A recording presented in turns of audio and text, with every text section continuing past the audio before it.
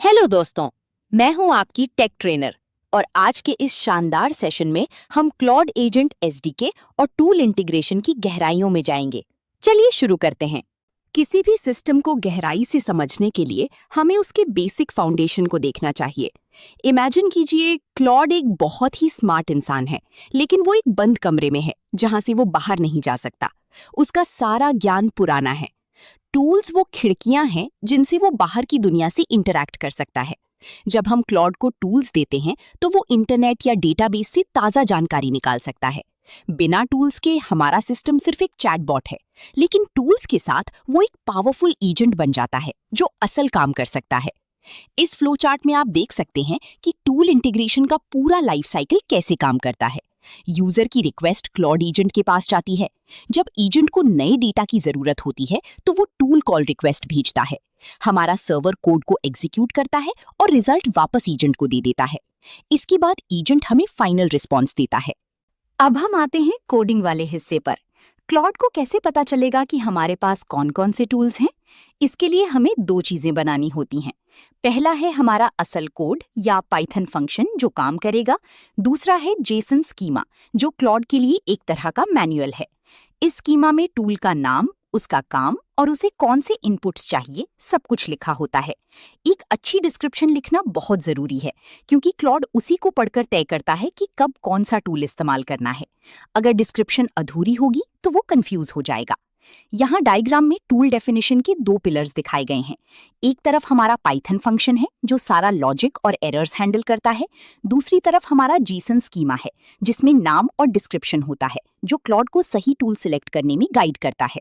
चलिए देखते हैं कि जब क्लॉड कोई टूल मांगता है तो रिस्पॉन्स कैसा दिखता है। आमतौर पर हमें सिर्फ टेक्स्ट मिलता है, लेकिन टूल इंटीग्रेशन में क्लॉड हमें मल्टी ब्लॉक मैसेज भेजता है। इसका मतलब है कि एक ही मैसेज में कई हिस्से होते हैं। एक हिस्से में क्लॉड टेक्स्ट के जरिए बताता है कि वो क्या सोच रहा है, और दूसरे हिस्से में वो टूल यूज ब्लॉक भेजता है जिसमें टूल का नाम और डेटा होता है।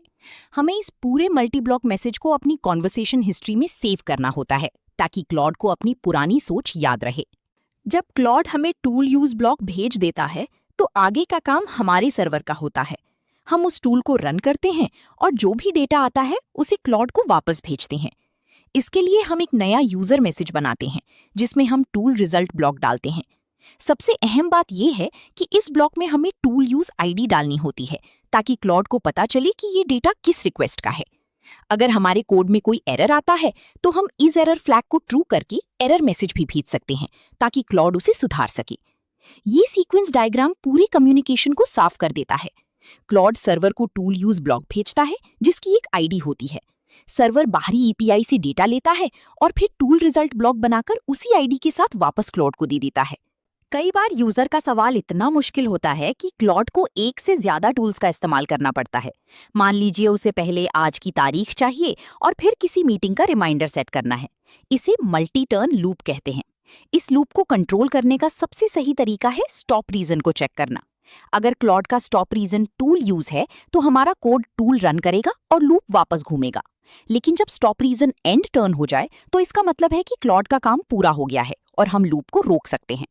टेक्स्ट को पढ़कर लूप रोकना एक बहुत बड़ी गलती है। ये स्टेट डायग्राम एजेंटिक लूप को समझाता है। शुरुआत में हम स्टॉप रीजन चेक करते हैं। अगर टूल यूज की डिमांड है तो हम टूल एग्जीक्यूट करते हैं और रिजल्ट वापस भेजकर फिर से चेक करते हैं। जब स्टॉप रीजन एंड टर्न आता है तो हम फाइनल आंसर देकर प्रोसेस को खत्म कर देते हैं। क्या आपने कभी सोचा है कि जब एजेंट बैकग्राउंड में काम कर रहा होता है तो उसे फास्ट कैसे बनाया जाए? इसके लिए हम टूल स्ट्रीमिंग का इस्तेमाल करते हैं। जब क्लॉड टूल के लिए आर्ग्यूमेंट्स बनाता है तो वो हमें इनपुट जेसन इवेंट के जरिए छोटे छोटे चंक्स में मिलते हैं। डिफॉल्ट रूप से एपीआई इन चंक्स को वैलिडेट करने के लिए थोड़ा रोक कर रखती है, लेकिन अगर आप फाइन ग्रेन टूल कॉलिंग को इनेबल कर दें तो आपको डेटा बिना किसी डिले के एकदम तुरंत मिलने लगता है। हालांकि इसमें आपको इनवैलिड जेसन को खुद अपने कोड में हैंडल करना पड़ेगा। इस फ्लो चार्ट में टूल स्ट्रीमिंग के दो तरीके दिखाए गए हैं। अगर फाइन ग्रेन मोड फॉल्स है तो एपीआई चंक्स को बफर करती है और वैलिडेटेड डेटा देती है। अगर ये ट्रू है तो हमें रॉ चंक्स तुरंत मिलते हैं, लेकिन जेसन एरर्स को हमें खुद हैंडल करना पड़ता है। अपने ट्रेनिंग के इस आखिरी हिस्से में हम कुछ बेस्ट प्रैक्टिसेस की बात करेंगे। हमेशा याद रखें कि एक एजेंट को सिर्फ 4 या 5 टूल्स ही दें। अगर आप उसे बहुत सारे टूल्स देंगे तो वो डिसीजन लेने में कंफ्यूज हो जाएगा। अगर कोई टूल फेल हो जाए तो हमेशा स्ट्रक्चर्ड एरर्स भेजें। सबसे अहम बात, अगर डेटाबेस का सर्वर डाउन है तो उसे खाली रिजल्ट मत बताइए। क्लॉड को साफ बताइए कि एक्सेस फेल हुआ है। दोस्तों, अगर आपको ये वीडियो पसंद आया हो तो लाइक और सब्सक्राइब जरूर करें।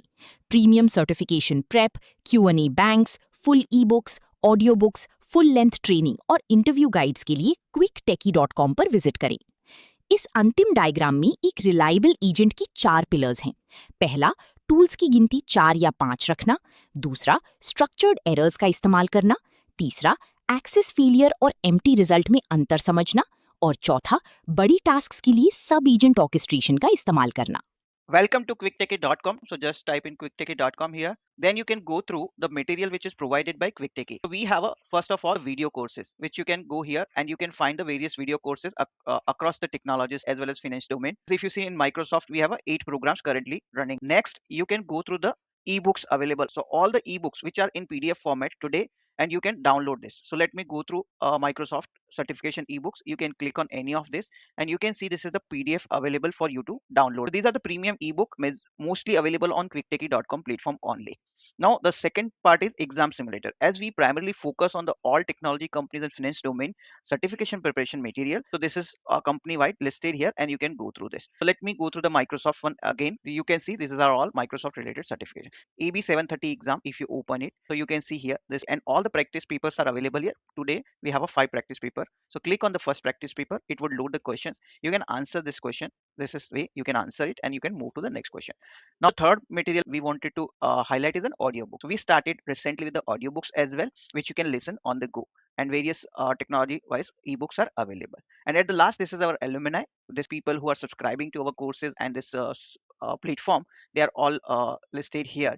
And at the end, I wanted to tell you, if you find any course or training or certification preparation material which you want to get us prepare for yourself, please put on the comment section. If you're watching on YouTube, on Udemy, or on this platform itself, quicktechie.com, then please put the comment, or you can even send an email to using this contact us options here. You can directly do the WhatsApp message. You can call us on this numbers as well.